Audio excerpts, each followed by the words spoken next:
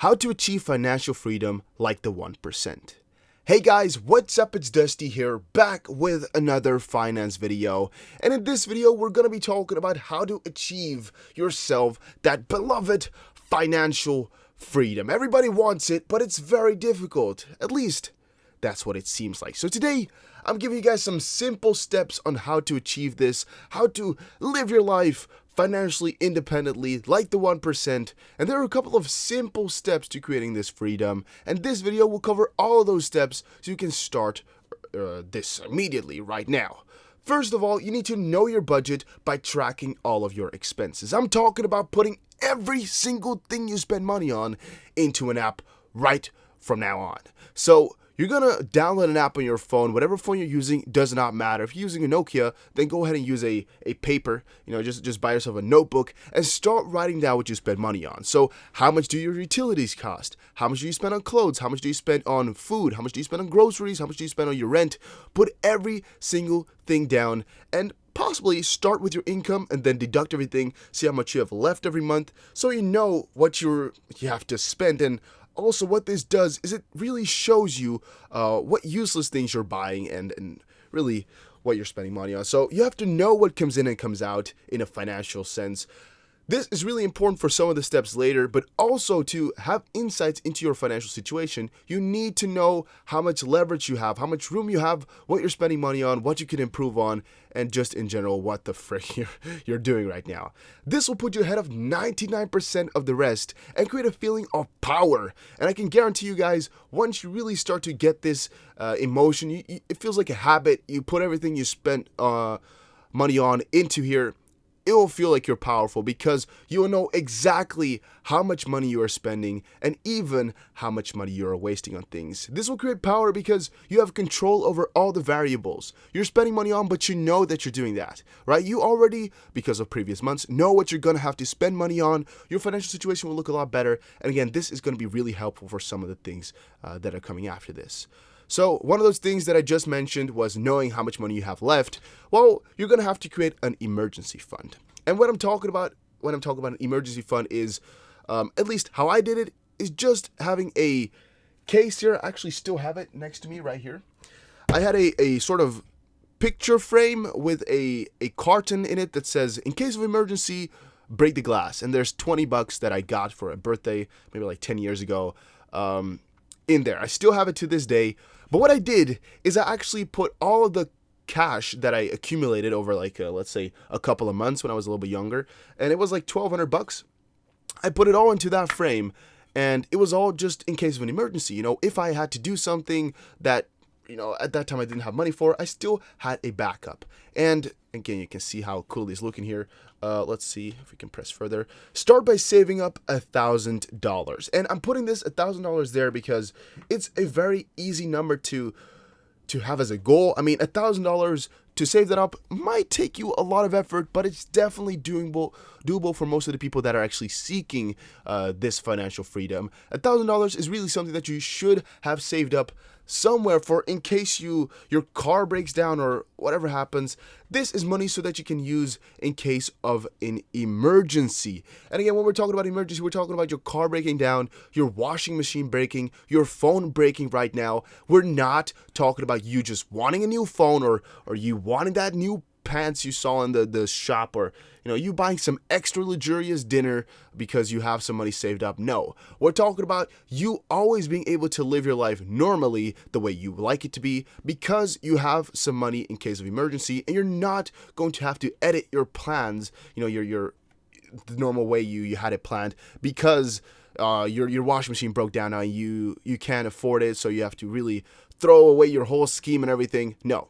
You got some money saved up in case of an emergency fund, and I would always, if I were you, put a little bit on the side extra, let's say $10-20 a month. Once you have that $1,000 to just keep filling it up, because a lot of these things that you're preparing for will eventually happen. A lot of things will break, and you're going to have to use your emergency fund, so make sure you are prepared to really fill it back up slowly as well. Now, guys, pay off your debt. Duh. Yeah, I didn't even want to put it in here because it is so obvious that you should pay off your debt. It's really one of the biggest things that hurt your financial situation, it is having debt. It's logical, yet quite difficult, and I definitely understand that. There are two main ways to go about this though, since it is really something that you're gonna have to take a look at. And now, of course, you can have student loan debt, but you can also have a debt on your car, debt on something else, you name it. But let's talk about the two methods. So first of all, we have the Avalanche method. And this actually goes by the way of paying off the highest interest loans first. So let's say you have a 7% loan of $5,000 and a 2% loan of $10,000. You're starting with the 7% loan. You're starting with that one because that is how in total you end up with the most amount of money most of the time. This mathematically works out because the highest amount of interest that you need to pay will most of the time result in you losing the most amount of money. So paying off the highest interest rates first is most of the time the best. Now, this does not always roll out because it can be very demotivating. And that is why there's also a second option, and that is the Dave Ramsey approach. Like, a lot of people watch Dave Ramsey shows, and in some of his videos, and I think also some of his books, he talks about his own approach by paying off the smallest loans first. Like, if you've ever watched a Dave Ramsey episode, there's one of the videos where he talks about a person that's $1 million in debt, and he starts to explain what they're doing wrong and what they need to change in their life. But one of the things that I really find interesting is how he explains sometimes to pay off smaller loans first. Like, let's say you have a loan of $1,000, a loan of $10,000, and a loan of $100,000. Even though the highest loan has the highest amount of interest rate, let's say the percentages are 1, 2, and 20%, he still says pay off your lowest amount of money loan first. This is because once you start to pay it off and you see your amount of money changing, you really see, one of the loans being ticked off from the total, it feels so good, right? You start to feel this motivation of paying off all your debt. It feels good. You know you're on your way, and it can really be a snap in your head that makes it so you really are going to actively go after your debt and try to pay it all off instead of really trying to stall it as much as you could, because these higher interest rate loans are really killing you, and it's not really showing, it's not putting in a dent into the debt. It's taking so long, you don't really feel like progress. And that is why going for the smallest loans, because maybe you have a $500 loan out there which you can instantly pay off, going for those first may sometimes be really beneficial as well. Moving forward, create a parachute. When I'm talking about a parachute, I'm meaning once you dive into the deep, you gotta be able to save yourself, because diving into the deep alone is very, very scary unless you got a parachute, right? So save up 6 to 12 months worth of expenses to make sure you cannot fall too hard. Guys, it is so important that you at least have something to fall back to, for if at one point you fall sick or something happens so you cannot work anymore, or your plans all fail, anything like that happens, you have to be prepared for it.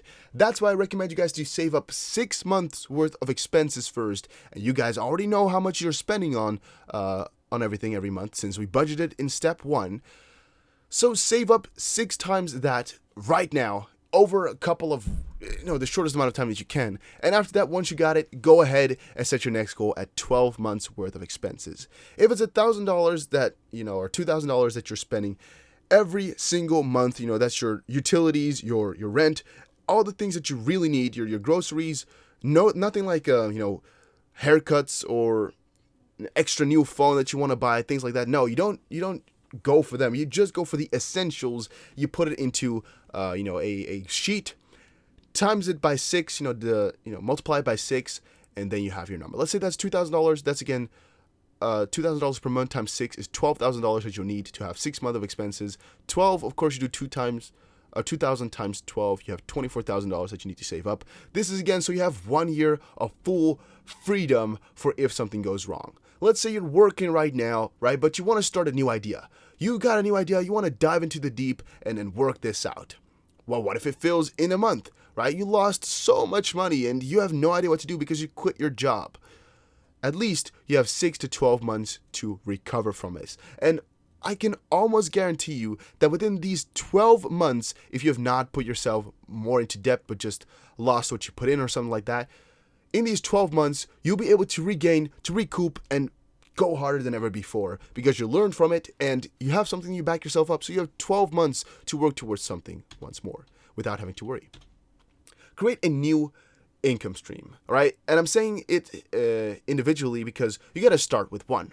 But ideally, you're going to create some new income streams, some multiple. And this is actually part 1 of 2 because we have 2 slides for this. Now, first off, start investing into new income streams for now and the future. And when I'm talking about this, I'm talking about save to invest, right? You got to first save up money to actually be able to invest into something. If you're just saving up alone, just saving it in your bank, you'll most likely never really be rich or financially independent. You might have a good situation if you're earning tons of money, but for the majority of the people, just saving alone is really not gonna cut it in terms of living off your money or anything. You're still going to have to work for the rest of your life, most likely, because saving to just on its own is really not that profitable.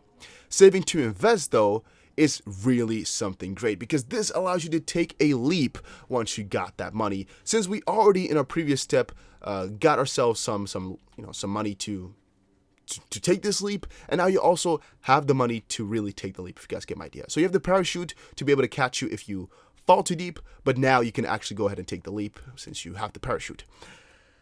What I'm also talking about, though, when talking about creating new income streams is creating some passive income. And the previous video that we did was completely focused on passive income, explaining to you how you can grab yourself some passive income, how you can create it, how you can scale it. Everything was about this, but this is not everything, since we're talking about financial independence, talking about financial freedom like the 1%. You might have to look into some new active income as well. So maybe your job that you're working right now allows you to be free around the world, right? You can fill in your own hours. You can work wherever you want. Well, for most of the people, that's not the case. So I recommend to look for something that gives you a lot of free time, a lot of opportunity to create something that you want for yourself, or at least something that you enjoy doing. It's really so important to make this whole plan work out, something that you can enjoy, because you could have already worked for a long time, a job that you do not like for the money. But right now, once you're starting to really look at your financial situation from a different perspective, right now we're looking at it from above, you really got to look at something that you enjoy so you can keep doing this for a longer period of time if you want everything to be stable. But the other side of this story is that you are going to have, I don't know where thing 2 is then. Let me see, maybe it's here. Oh yeah, create more new income streams. Part 2 is prepare for the future. Look into retirement funds. Like we discussed in the previous video, there's a few things that we covered in there, like the passive income with bonds, with dividend stocks and all those things. Look up compound interest and look up a 401k. These are all things that really help you with retirement funds. And why I'm discussing retirement funds here is because your financial situation right now might be good, but at one point you're gonna wanna relax. You're not gonna wanna do this job that you're doing right now for eternity, right? Once you're 67 or whatever years old, you're gonna wanna stop if you're going the normal route. And since you wanna get this done as soon as possible, you actually wanna quit sooner rather than later, you're going to have to go and save up for that moment of retirement. Maybe you want to retire at 30, or you're going to have to invest a lot into these funds to make sure that the rest of your years are going to be stable. That's why I recommend to check out the previous video if you've not already watched it. Make sure you look up compound interest because that is, of course, the big catalyst in making this whole thing work out, and a 401k. Now, moving over into our previous one, though, invest in yourself. This is actually one of the last cheats that we have on our line here. Buy that book. Buy that course, watch that tutorial, buy that tool if you think it makes you better. Why I'm saying this is because I see way too many people now having a little bit of money, having some leverage to start something that they want, but they don't know how, they don't know what to do, and they're afraid. They just want to save up money and not do anything with it and just live that life, by not spending any money, just saving up solely. Well, that is not how the 1% works. 1% and people with financial freedom, they take a little bit of their money and they invest it into themselves so they can actually make themselves better. If you do not do this, you'll most likely stay stagnant for the rest of your life and still be completely dependent on a lot of factors that you do not want to be dependent upon. Buy that book. I'm saying that because you, of course, gotta broaden your horizons by reading as much as you can, but also because this, you might have really worked months upon months just saving everything and yada yada yada, and you really have wanted a book for a long time, but you're like, nah, these $20 that I have to spend for this book, I could also use to invest into into a compounding machine, into my 401k, or this or that or that. Don't think about it that way. Buy the book if it thinks it makes you better. If you're thinking this book is going to change your ideas, change your mind, or maybe even change your life in terms of skills, buy it. If there's a course, even though, again, I don't sell any courses, this is not for me, but if you have a course that you've been looking at for a very long time, you're like, oh, this might really change my life. I want to learn, let's say, drop shipping. I don't know how to do it, but the course is $100, $1,000. I really don't want to spend it.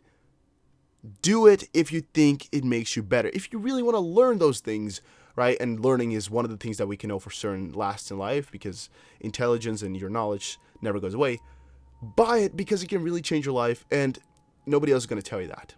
Watch that tutorial. I'm saying that because a lot of people say that watching tutorials or watching videos is wasting time. That is not true. There's a difference between sort of consuming to produce and consuming to consume. So what I'm saying with that is, if you're watching something for the sake of watching, just for fun, yeah, maybe rethink that. Might not be the best idea. But if you're watching something to produce, or watching something that makes you better, like the video you're watching right now, this can definitely be something beneficial. And if you agree, make sure you press the like button right now. I'm saying this because I see way too many people saying, oh, I don't watch YouTube videos. No, I don't watch tutorials. No, I'll just look up how to do it on the internet, or read it in a book or whatever. Sometimes these tutorials can really help you out, make yourself a lot more efficient, and it's not always bad. Buy that tool. I'm saying that because there's a lot of multi-tools, and I've seen it in my closer areas here, that some people are really good with their hands with working out in the garden or whatever, but there's a multi-tool that they want, and it costs, let's say, $250, right? Or whatever. This is just a random example. The reason they don't go ahead and make this new fence or whatever is because they don't have that tool. And I'm like, why is this stopping you from creating value, right? You're creating a fence. It is something to create value, and you can do this if you have the tool, right? Why didn't you just buy that tool if it's going to help you out with your life? These are not things that you're using just to consume. It's not like you're buying a tool to put on your desk to look at. If you're doing it for that purpose, then it might not be the best decision for you. But if you're buying it to really use it for something useful, go ahead and buy it, because it might make your life a lot better. And you might be able to do a lot of things with it. Some people really forget that that's what things are made for as well. It's not all just to consume. The last and most important step of this all, though, because we've talked about a lot of different things. We've talked about how to budget, that you got to create a rainy day fund, that you, of course, got to look into a 401k, pay off your interest rate, pay off the highest one or the lowest one. Doesn't really matter, whatever you do. Invest in yourself, invest into the future. But most important out of all of these is just start. I cannot put enough emphasis on this. You just have to start with this, and that is 9 out of 10 or even 99 out of 100 times the thing stopping people. And that's, again, why just by starting with step 1, you'll already be ahead of 99% of the people that have not watched this video, that do not know what to do, do not track their income, do not know what to spend it on, do not know how to become financially free. It's really so important, guys. I cannot put enough emphasis on this. Just start. And that was actually all of the video that we had for today, guys. Enjoy life like the 1%. By following all these steps, you are sure to be on a good path to financial freedom, to live your life like the 1%. And that, guys, is where I'm going to be ending it off. This is how to achieve financial freedom like the 1%. It works. It really does. It is just a matter of starting and following this like it's the second Bible, guys. Make sure you check it out very, very well. Make sure you press the like button and subscribe if you enjoyed this. And also in the comment section down below, make sure you put down there what I can improve on in these videos. Thank you all for watching, and I'll see you guys again in another finance video. I might also have to create a Patreon, right? Because I don't want to have ads on this channel if I don't have to. But let me know some feedback on that as well. Thank you all for watching. Have a splendid day.